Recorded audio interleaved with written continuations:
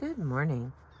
We continue with page 292 in chapter 12, the tension between personal control and fate.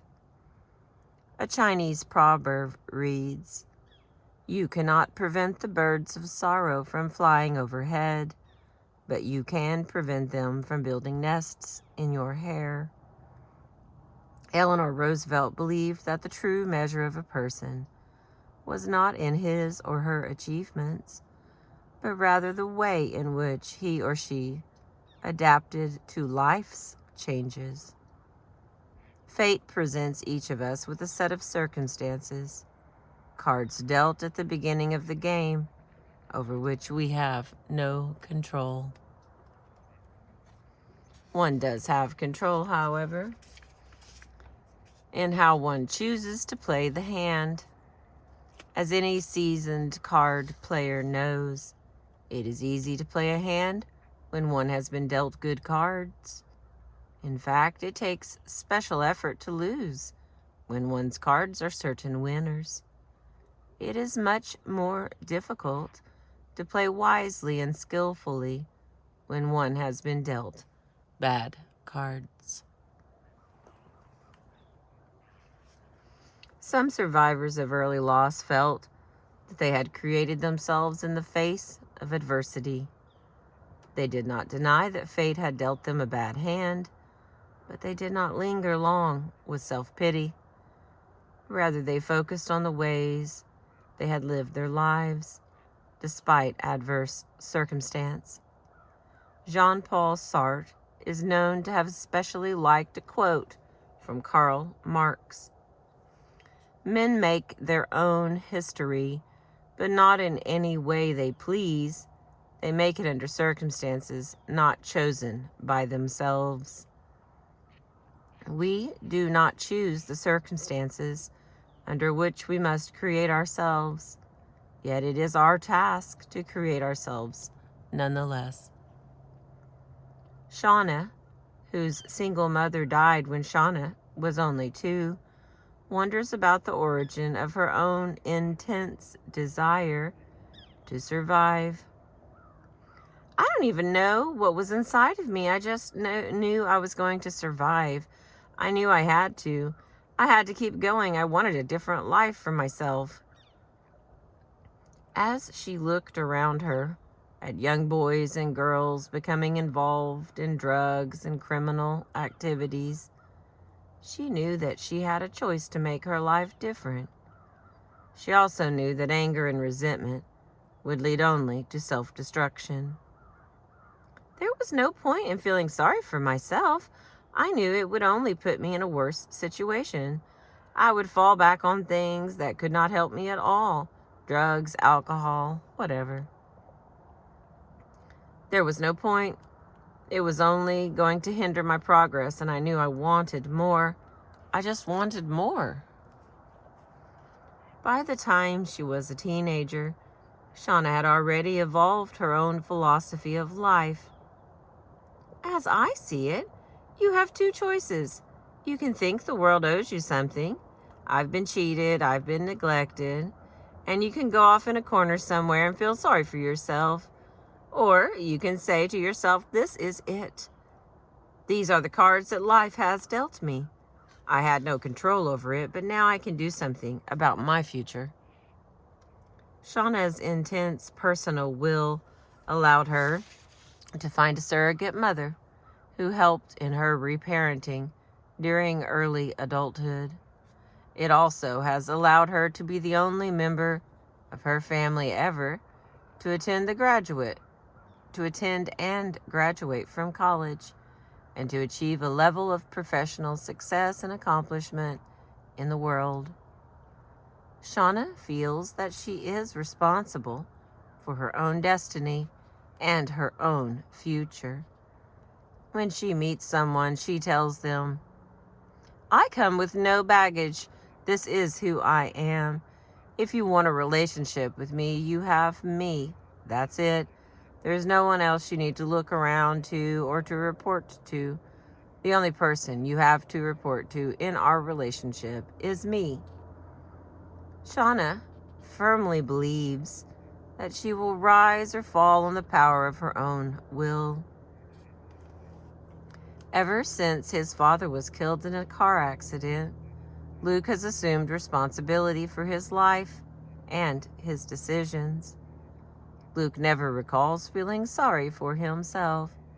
He was different from the other boys in his neighborhood, all of whom had fathers, but he always tried to make the most of his experiences and to get the most from the many mentors who guided his early development and later growth. Rather than feeling envious or resentful about what he did not have, Luke assumed responsibility for getting what he could from the opportunities that came along. I take responsibility for myself. That's the way I've led my life. Taking responsibility doesn't mean taking blame for anything. It just means you take responsibility for where you are, and what you are doing, whatever that may be. If you don't have a father, you don't have a father. You just take responsibility for what you're doing in your life at that time. That's not something that has ever been a problem for me. Luke has little tolerance for people who assume a victim mentality. At times, life serves up adversity, but one does not need to be defeated by bad circumstances. One must pick up oneself and fight on. Luke did that in his own life, and he expects nothing less from others. Many of the people with whom I spoke had a similar sense of intolerance for weakness and self-pity.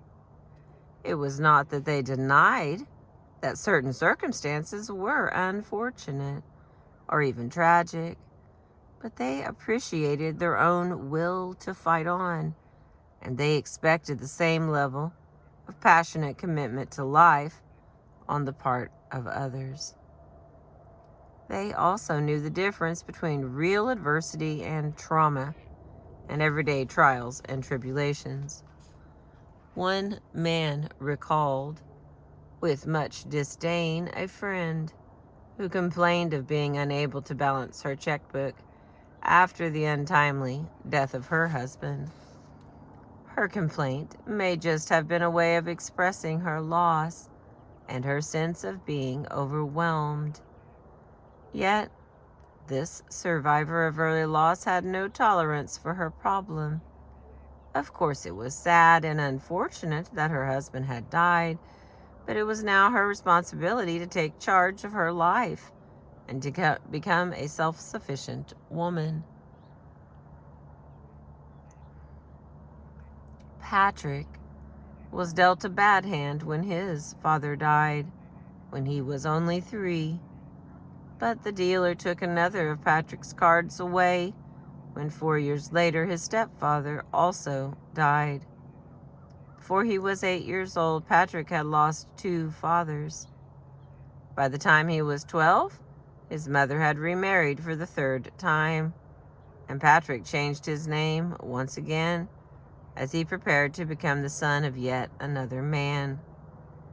Patrick remembers thinking that it would be easy to feel angry, easy to be resentful. Occasionally, his grandmother would tell him what a poor, sad boy he was, and remind him of how he was not treated like a true son by his adoptive father. As his grandmother would talk, Patrick remembers thinking, "I don't want to hear this. These words will take me down a road I do not want to go." The path of resentment was a dead end, and although he was only 13, Patrick knew that.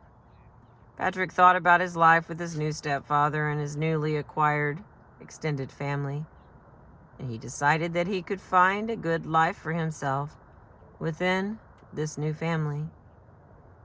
Like the boy who comes downstairs on Christmas morning and sees a pile of manure under the Christmas tree, only to declare happily, "Where is the pony? Where is the pony?" Patrick looked at his life A young life marked by two serious losses, and always asked himself in every new situation, regardless of how promising it did or did not seem, what good can I find here? Unlike his younger brother, who became angry and resentful, Patrick found a way not only to learn from his newest father, but to love him as well. Patrick's affection was returned, and he developed a relationship with his third father that mentored him into adulthood. When he looks back on his life, Patrick refuses to label his losses as tragedies. Life has been good to me. Things work out for the best. My whole life has been an affirmation of that. Charlotte Bronte, whose life was filled with loss, came to believe that what could not be helped imperatively must be borne. Yet one has a choice in how one bears the traumas of childhood. Some ignore their scars. Others bear them proudly as badges of honor and triumph. Bronte said of a character in her final novel, Villette, "Before calamity, she is a tigress. On sickness, on death itself, she looks with the eye of a rebel.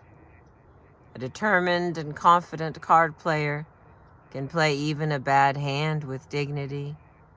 And if he or she is just a bit lucky, he or she may even win the game."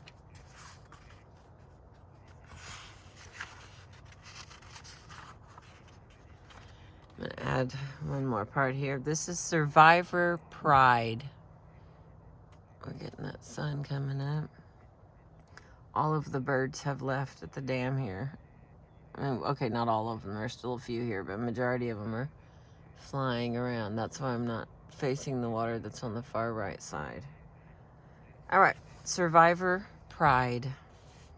Much has been written about survivor guilt, the sense that survivors of tragedy have, that they survive at the expense of those who died.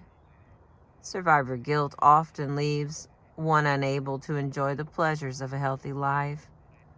Rather than feeling guilty, however, some survivors of early loss felt proud at their accomplishment and their own triumph over adversity.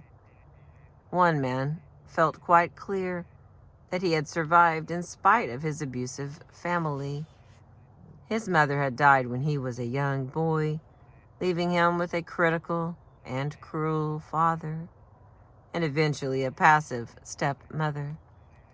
Survival was the only issue growing up, and he now feels that he has made it, almost as if he beat the odds and survived, not because of his family, but in spite of them. It is now my target to live longer than my father. I feel that I have earned the right to a long life. My life is good. Sure, my knees click when I walk up and down the stairs, but I'm still here and kicking. He feels proud of his accomplishments and determined to embrace life fully.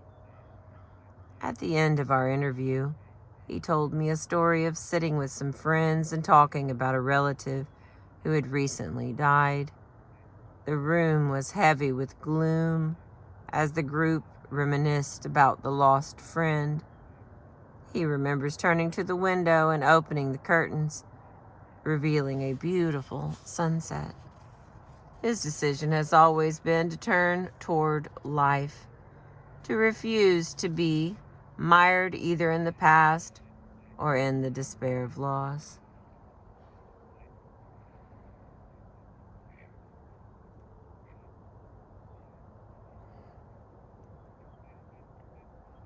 Another woman felt similarly when she boasted, "I see myself as a survivor. People have said I have an incredibly high threshold for pain. I have come through major losses and I have survived completely." Throughout her career, She has been actively involved in the women's movement, and she talked candidly about what she believed to be an overemphasis on female victimization. Like many recent feminist writers, she wanted to see a woman's strength and accomplishments recognized. She was tired of the focus on the abuse and victimization that women have endured. You rarely see images of strong, self-sufficient, happy women, mothers and their children just growing and getting along fine and healthy. But I know it's really possible. She speculated that it would be nice to see women's organizations give awards that recognize women who have survived adversity. She laughed as she said, "What we need is some positive reinforcement for those of us who have made it." She is proud of herself for having survived and created a successful life for herself. Another woman who is equally proud of her ability to triumph over adversity was almost affronted when a friend worried that she might be having a difficult time following the breakup of a new romance. She thought to herself, "Do you know who you're talking to? Of course I will survive. What do you expect me to do? I have been down this road before. I can survive anything." In the final stage of successful mourning, children come to see loss and their ability to survive as part of the same tapestry. Rather than feeling overwhelmed by grief and despair, they are aware of their own strength to manage adversity. Family therapist Claudia Jouet comments, "The child reorganizes herself to get on with life. It is as if she says, 'The worst possible thing that could happen did happen, and I survived it. Now I'm ready to get back to the business of living and growing.'" This sense of survivor pride fortifies and strengthens those who are fortunate enough to have it throughout their entire lives. All right, I'm going to stop here, and I believe we've got one more video left and we will be done with this book. Thanks for catching the sunrise with me. I appreciate you and your time. Thank you for listening.